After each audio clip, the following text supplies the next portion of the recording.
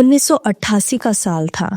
मुंबई के वसई इलाके के एक वृद्धाश्रम में 5 से 6 वृद्ध महिलाएं टीवी के सामने नजर गड़ाए बैठी थी।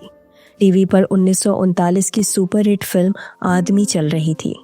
फिल्म की अभिनेत्री को देखकर एक महिला बोल उठी, ये तो शांता हुबलीकर है ना? इस पर दूसरी महिला ने कहा, हाँ, ये तो शांता हुबलीकर ही है। कितनी खूबसूरत लग रही है ना? हाँ, बेचारी आज इस दुनिया में नहीं रही। उन 5-6 महिलाओं में से एक महिला चुपचाप बैठी थी।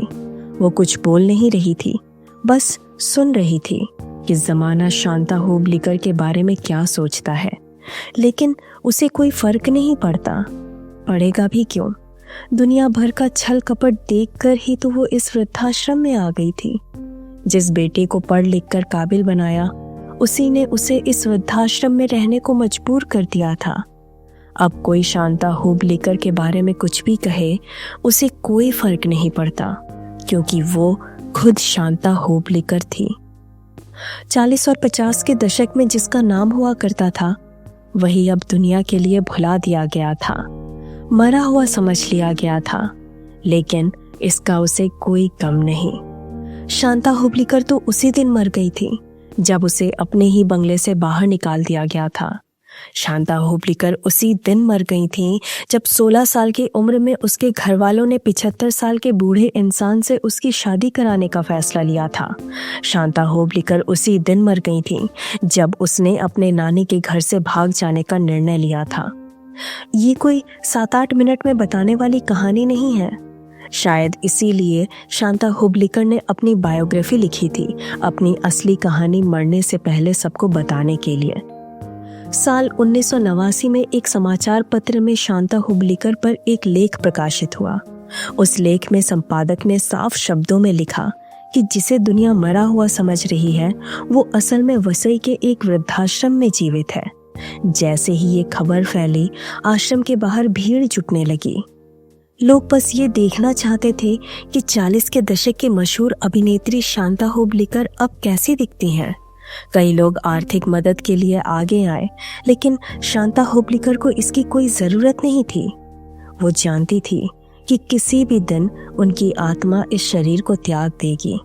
इस वजह से उसने एक काबिल लेखक को अपने पास बुलाया और उसे अपनी जीवन की कहानी सुनाई। और इस तरह 1989 में शांता हुबलीकर की बायोग्राफी प्रकाशित हुई। 3 साल बाद, यानी 17 जुलाई 1992 को वो खूबसूरत अभिनेत्री इस दुनिया से विदा हो गई। उस किताब में शांताबाई ने लिखा था, मुझे मर्दों से बेहद नफरत है। सारे मर्द एक जैसे होते हैं। मेरी सारी तकलीफों की जड़ यही मर्द जात है। आखिर उन्होंने ऐसा क्यों लिखा था? नमस्कार दोस्तों, मैं हूं आपकी रिशिता और आज हिंदी रेडियो पर मैं आपको शांता हुबलीकर की कहानी सुनाने जा रही हूं। शांता हुबलीकर का जन्म कर्नाटक के हुबली के पास अदरगुंजी गांव में एक साधारण किसान परिवार में हुआ था। उनका असली नाम राजम्मा था। जब उनके पिताजी दोडप्पा की मृत्यु हुई, तब शांता मात्र 3 साल की थी। कुछ महीने के बाद माँ ने भी साथ छोड़ दिया। उनकी बड़ी बहन नीलम्मा विवाह के बाद ससुराल चली गई और छोटी बहन शारदा मात्र 11 दिन की थी। दोनों बहनों को नानी के घर ले जाया गया, लेकिन उस समय आए भयंकर अकाल के कारण उनकी परवरिश कठिन हो गई और उनकी नानी ने उन्हें हुबली के एक अमीर विधवा शेत मालकिन के पास भेज दिया। उन्होंने ही राजम्मा का नाम बदलकर शांता रखा और उन्हें थोड़ा बहुत पढ़ाया। साथ ही 4 साल तक अब्दुल करीम खान साहब के यहाँ भेजकर शास्त्रीय संगीत की तालीम भी दिलाई। लेकिन शांता के जीवन में कठिनाइयाँ खत्म नहीं हुई। जब वो 16 साल की हुई तो उनका विवाह एक 75 वर्षीय वृद्ध पुरुष से कराने का निर्णय लिया गया। ये सुनकर वो घबरा गई। उनकी जिगरी सहेली अम्बू ने उन्हें बताया कि यही उनके भाग्य में लिखा है। लेकिन सोच समझकर अम्बू और उनके पति की मदद से शांता घर से भाग गई और गदग में गुब्बी नामक नाटक कंपनी में शामिल हो गई। यहीं से उनकी फिल्मी यात्रा शुरू हुई। गुब्बी कंपनी में उन्हें न केवल अभिनय के अवसर मिले, बल्कि रहने और खाने की भी सुविधा मिली। धीरे धीरे उन्हें छोटी भूमिकाएं मिलने लगी। जब कंपनी का दौरा हुबली और बेलगांव पहुंचा तो उनके अभिनय को देखकर उनके साथी कलाकारों ने उनकी पहचान कोल्हापुर सिनेटोन स्टूडियो के मालिक से करवाई और इसी कारण से उन्हें वहां जॉब भी मिल गई। वो साल था 1935 का। यहाँ से उन्हें स्टारडम मिलना शुरू हुआ था।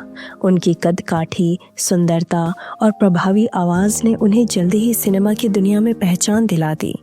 प्रसिद्ध निर्देशक भालाजी पेंडारकर के मार्गदर्शन में उन्होंने अभिनय का प्रशिक्षण लिया। धीरे धीरे उन्होंने मराठी, हिंदी और कन्नड़ तीनों भाषाओं पर पकड़ बना ली। कान्हो पात्रा फिल्म में उन्होंने कान्हो पात्रे की मां श्यामबाई की भूमिका निभाई। 1937 में वो प्रभात फिल्म कंपनी में शामिल हुई, जहां उन्होंने अपार लोकप्रियता हासिल की।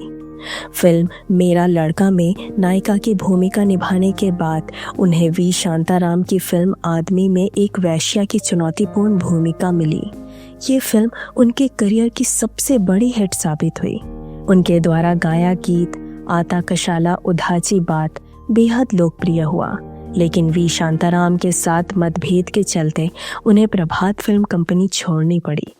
1939 में उनकी मुलाकात पुणे के डेक्कन एम्पोरियम के मालिक बापू साहेब गीते से हुई। दोनों के बीच प्रेम हुआ और उन्होंने विवाह कर लिया, लेकिन ये रिश्ता भी अधिक समय तक सुखद नहीं रहा। गीते का व्यवसाय में अधिक मन नहीं था और वे भारी कर्जे में डूबे हुए थे। 1940 में उनकी पहली संतान का जन्म हुआ, लेकिन 4 महीने बाद उसकी मृत्यु हो गई। इसके बावजूद शांता ने घर गृहस्थी और फिल्मों के बीच संतुलन बनाए रखा और 1942 में उनके दूसरे बेटे प्रदीप का जन्म हुआ। 1945 में उन्होंने कुल कलंक नामक फिल्म की, जो बतौर नायिका उनकी आखिरी मराठी फिल्म थी। आर्थिक समस्याओं के कारण उन्हें अपना बंगला, गाड़ी सब कुछ बेचना पड़ा। जीविका के लिए उन्होंने 1945 से 1957 के बीच विभिन्न शहरों में संगीत कार्यक्रम, नाटक और जलसे किए। उन्होंने 1957-58 में 2 हिंदी फिल्में सौभाग्यवती भवा और घर गृहस्थी भी की, लेकिन वे असफल रहीं। परिस्थितियां ऐसी बन गई कि 1974 में उन्हें अपना घर छोड़कर वसई के श्रद्धानंदन वृद्धाश्रम में शरण लेनी पड़ी। यहीं 1977 में उनके पति बापू साहेब गीते का निधन हो गया। दरअसल घर छोड़ने का कारण उनका बेटा ही था।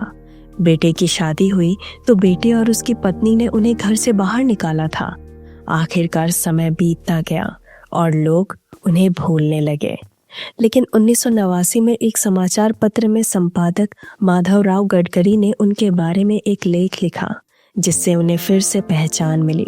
सरकार ने उन्हें पेंशन देना शुरू किया और कई लोगों ने आर्थिक मदद की पेशकश की, लेकिन शांता हुबलीकर को इन सब की परवाह नहीं थी। 1989 में उन्होंने अपना आत्मकथात्मक ग्रंथ कशाला उधाची बात प्रकाशित किया। 3 साल बाद 17 जुलाई 1992 को इस खूबसूरत अभिनेत्री ने इस दुनिया को हमेशा के लिए अलविदा कह दिया।